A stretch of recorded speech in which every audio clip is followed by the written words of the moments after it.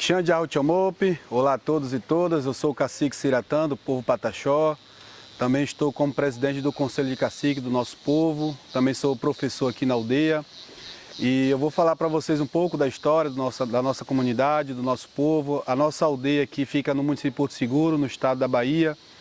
O estado da Bahia é considerado o segundo estado brasileiro com mais povos indígenas. O povo Pataxó se encontra aqui no extremo sul da Bahia. Hoje nós somos em torno de 46 territórios Pataxó. E nós vamos falar um pouco mais aí sobre o nosso trabalho aqui na Reserva da Jaqueira. Então, o nosso povo Pataxó, nós somos considerados um dos primeiros povos, né, a ter o primeiro contato com os portugueses quando chegaram aqui em 1500. Além de nós, Pataxó, existia também outras etnias, né, aqui nessa região.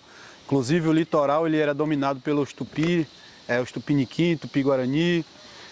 Os Pataxó era considerado da família Macrogê, que vivia mais afastado, mais no centro da floresta, né? Além de nós também tinha os Botocudos, os Machacali, os Malali. Então há um relato histórico que nós éramos mais de 1000 etnias em todo o território brasileiro, né? Aí hoje, atualmente aqui no Brasil, são 305 povos. Como eu disse a vocês, a Bahia é o segundo estado com mais povos indígenas.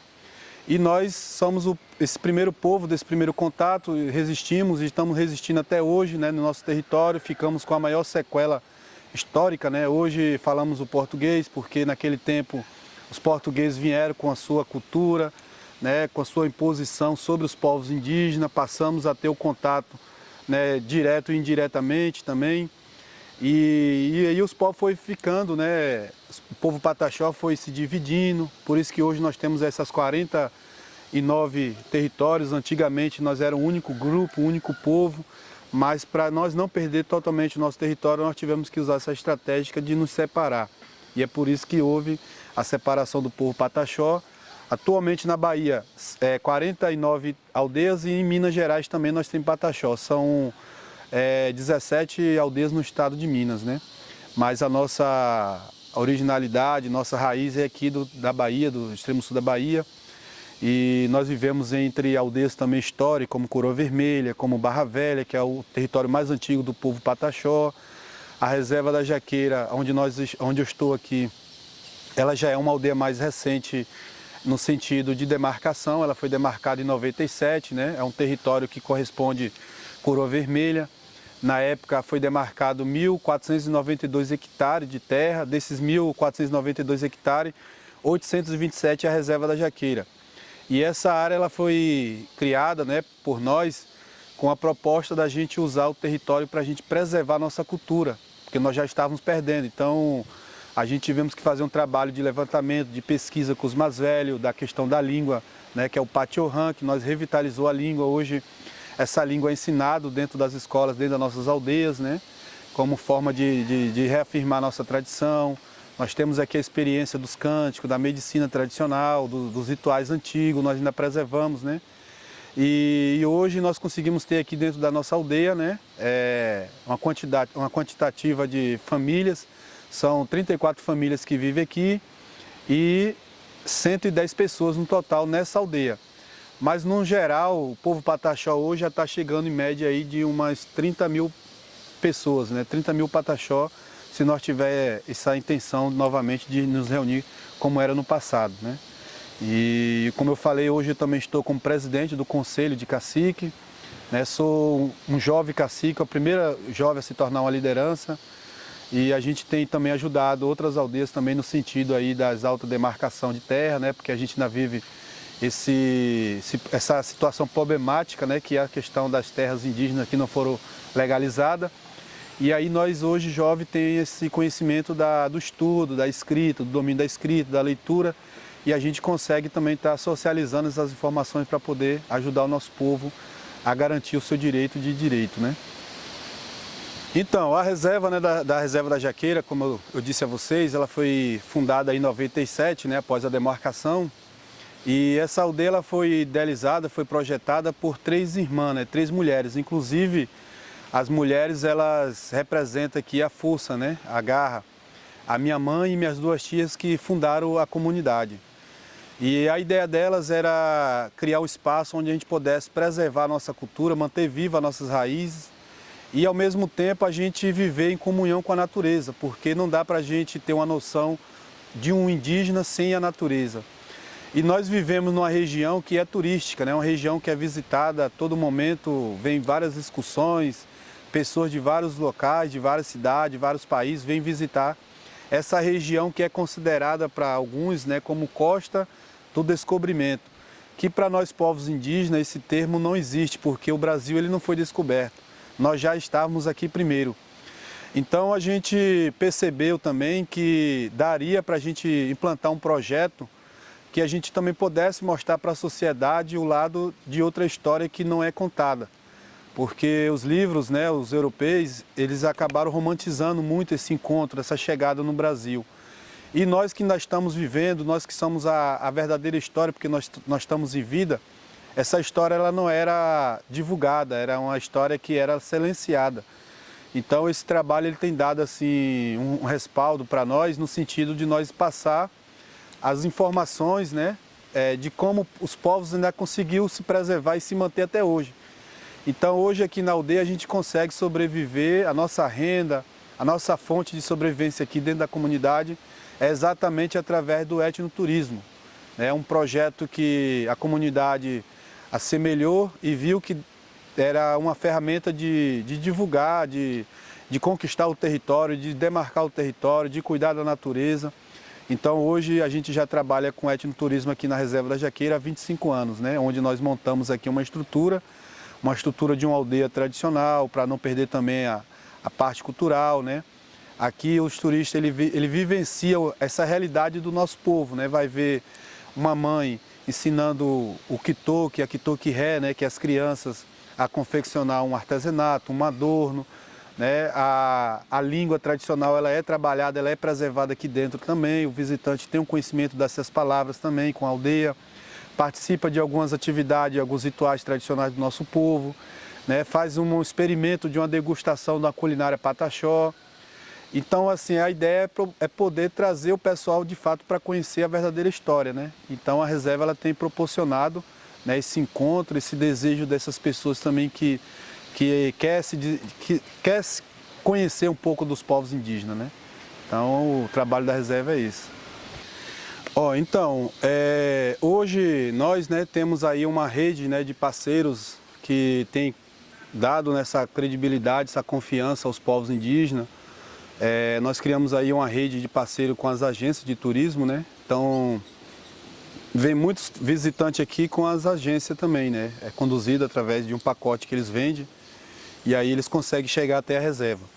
Mas também nós também fazemos aqui o receptivo daquele visitante que de repente ele está passando, aí ele vê algumas placas que sinalizam, né, a vinda de vocês até a nossa aldeia, aí eles vêm direto fora da agência, eles vêm direto. E aqui é feito um receptivo por nossa parte mesmo, né, indígena, e aí essa pessoa ela também passa a ter essa oportunidade de estar vindo conhecer a nossa comunidade aqui, né? Então ele vai ter um dia de experiência aqui na comunidade, né? Como eu disse a vocês aqui, nós temos um momento de falar para ele um pouco da história, do trabalho que nós desenvolvemos, né? Quais as nossas ações aqui dentro da aldeia, nossos objetivos enquanto povos indígenas com o cuidado da floresta, da mãe terra. E aí também nós passamos um momento de ritual para eles também se interagir com a parte da espiritualidade dos povos indígenas, né? Então é um momento que as pessoas eles vêm, acaba desfrutando e sai daqui totalmente diferente do que ele chegou. Então a ideia nossa é conscientizar essas pessoas, né? Mostrar que não dá mais para a gente dizer que os índios, né, os povos indígenas, têm que viver isolado, né? Porque em pleno século XXI muitas coisas se transformaram ao decorrer do tempo. E com nós indígenas não é diferente, né? Não é porque nós somos indígenas que nós temos que estar presos a um passado. Nós somos um povo do passado, do presente e do futuro. Então o que nós construímos aqui é justamente um diálogo, né, com a sociedade, entendimento, né, de fortalecimento. E quando a gente recebe o público aqui, para nós é a nossa maior satisfação, né? Porque é pessoas que vêm com o objetivo de conhecer a cultura dos nossos povos. Assim, quando a gente vai, né, na luta desse trabalho, do projeto, da criação, Então a gente passou por várias necessidades, né? Várias dificuldades para nós chegar onde nós estamos hoje, né? Então já é um desafio ser indígena no Brasil, né? Então assim, a gente precisava mostrar para a sociedade que nós também somos capazes, né, de ser protagonista da nossa própria história, né? Não deixar as pessoas virem falar por nós. Então o pensamento nosso aqui era de nós ter, né, uma aldeia autossustentável. Mas como autossustentável? Nós não acabar com a mata, não tirar nada dela, porque já não tem mais. E a gente precisava se alimentar, a gente precisava sobreviver. Então a gente percebeu que a gente conseguiria ter uma renda através do turismo, né? Onde a gente cobramos aí uma taxa para o turista, né, entrar na comunidade. E essa taxa ela é disponibilizada aqui para a aldeia, para a manutenção da aldeia, para a área social, para a área da educação da comunidade, da questão da saúde, né?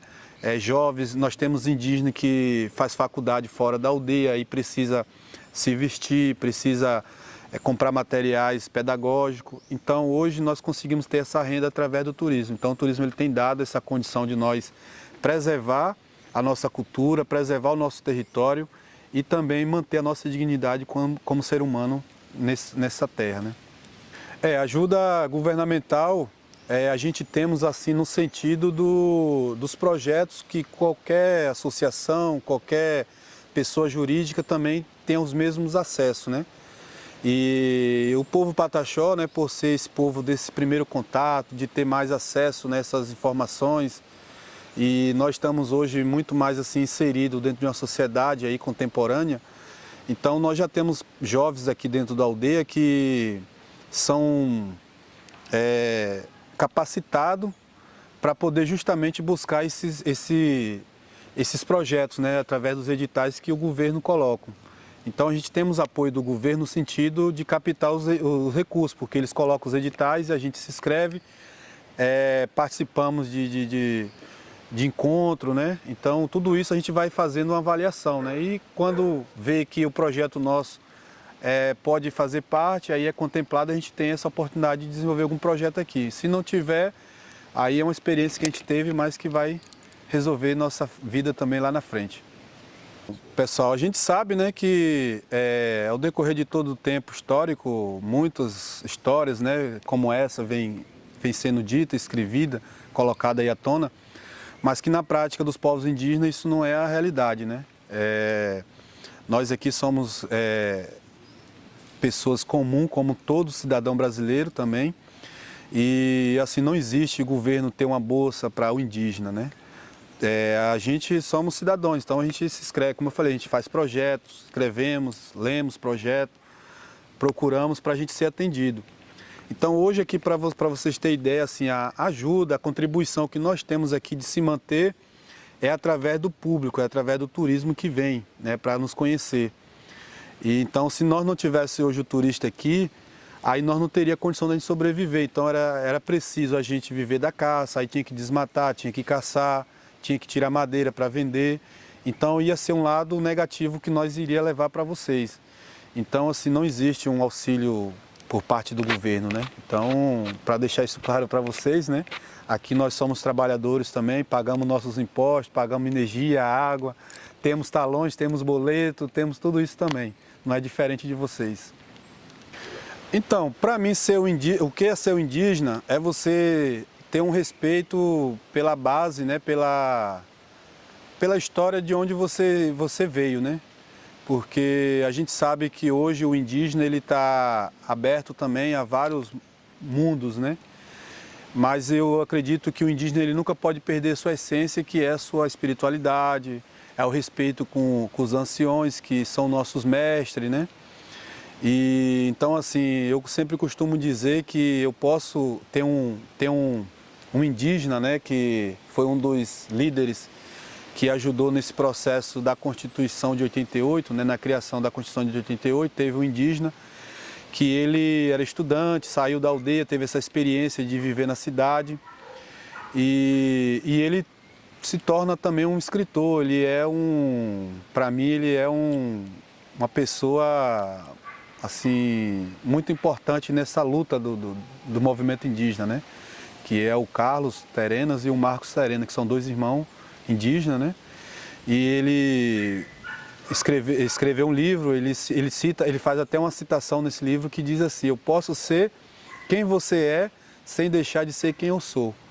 Então nós indígenas, nós podemos ser quem nós queremos ser, mas nós nunca devemos deixar de ser quem nós somos, que é Pataxó, que é Guarani, que é Terena, né? Então na época ele fez essa palavra porque ele estudou, né? Foi um período da ditadura no Brasil, então ele foi formado pela escola militar. E aí ele tinha um sonho que era se tornar piloto de avião. E aí ele conseguiu, né? Se tornou piloto. Ele não conseguiu se integrar na sociedade como piloto não indígena, porque naquele tempo ele bateu com o sistema que foi a FUNAI, né? O órgão FUNAI, que a FUNAI colocava nós indígenas como incapazes. E aí ele acaba não tendo a profissão dele como aviador, né? Porque o sonho dele era ser piloto desses grandes aviões, né? E aí ele falava que ele queria trabalhar na Varig, né? Ele queria fazer esses voos internacionais. Mas aí ele acabou se tornando piloto de avião, trabalhou na FUNAI, fazendo visita técnica, né, da FUNAI, era piloto de avião da FUNAI, levava servidor da FUNAI nas aldeias, e ele passou também a ganhar essa admiração por esses povos indígenas, né? Então, assim, o que é ser indígena para mim é ser isso, é você ser o que você quer, mas sem deixar de ser Pataxó, que é a sua nacionalidade, seu povo, né? Então isso é ser indígena para mim. Então, eu sou um jovem que acompanhei todo esse processo, né, de luta do meu povo, passado de geração para geração, né, de família, de líder, de cacique. E eu cresci vendo, né, as histórias do meu povo, da minha avó, né, que contava na beira da fogueira para nós, né, os desafios, as andanças do nosso povo. E eu ficava ali naquele momento ali, que eles contavam essas histórias, eu ficava viajando, né, como criança eu ficava ali naquela imaginação, tentando imaginar como que era aquele tempo deles. E eu ficava colocando na minha cabeça que um dia também eu queria me tornar um ancião, né, contar essas mesmas histórias para os meus filhos, para que isso também pudesse servir de motivação, no sentido deles não deixar a sua cultura de mão, né? Porque hoje eu vejo que o mundo ele está com muitas, né, mudanças, e se a gente não tiver um direcionamento, a gente se perde no caminho. Então, assim, eu converso muito com meus filhos, né, e peço para eles que ouça, né, as histórias do nosso povo mais velho, da minha avó, enquanto ela ainda está viva ainda, né, que ela está com 104 anos de idade, a minha avó, e ela conta muita história do passado. Então a gente temos que conhecer essa história, porque essa história é a nossa continuidade. Então eu passo isso para os meus filhos, né, para outros jovens também, que é importante a gente conhecer a nossa história para depois a gente não se perder. Porque vai ter um tempo que nós não vamos estar mais como com nossos filhos, né? Eles vão crescer, eles vão tomar outro mundo, mas eles não podem se distanciar muito de nós, né? Então, é uma mensagem que eu gostaria de deixar para os jovens, né? Que desfrute, busque conhecimento, busque se profissionalizar, se capacitar, mas nunca deixar a sua tradição, a sua cultura de lado, né? Porque isso é o que nos faz ser um povo diferente, é isso que nos faz ser um povo rico e mais forte, né? Sem a nossa cultura a gente não tem essa força. E então eu deixo essa mensagem, né? E para as pessoas também que vai estar ouvindo, é uma mensagem ainda muito mais pesada no sentido assim, porque para nós ter esse sonho a gente precisa ter nossos territórios legalizados, né? Nossas terras demarcadas. E aqui no Brasil a gente ainda passa por essas situações, né? De perca de direito, leis em cima de leis sendo feitas para poder fragilizar as leis que as nossas lideranças no passado conseguiram. E hoje a gente se depara com situações que diz que Se o índio não tiver atento à civilização, ele não consegue acompanhar. Vários discursos pejorativos, né, que coloca a gente sempre como inferior. Né? E aqui no Brasil, principalmente, a gente vê muito discurso dizendo que nós somos o atraso do país. Nós poderíamos ser um país muito mais desenvolvido, mas eles falam que não é por conta dos povos indígenas. Por que eles falam isso? Porque eles estão pensando no capital, eles estão pensando no dinheiro, eles não estão pensando na sua vida. Né? Porque vocês sabem que hoje um dado é certo, sem floresta não há vida. Né? Então, quem guarda essa vida somos nós, povos indígenas. E essa floresta ela está sendo preservada não é só para nós. Essa floresta ela está sendo preservada para a humanidade, porque todos nós hoje dependemos de ter uma água limpa, nós dependemos de respirar um ar puro e essas áreas só estão preservadas ainda porque justamente se encontra nas terras indígenas. Então é por isso que nós queremos aí que as demarcações ela possa acontecer de fato, para que nós possamos ter um direito de sonhar para os nossos filhos, né? Que aí nós não vamos estar mais aqui, mas nossos filhos vão dar continuidade, nós vamos deixar nossas pegadas para eles seguir à frente.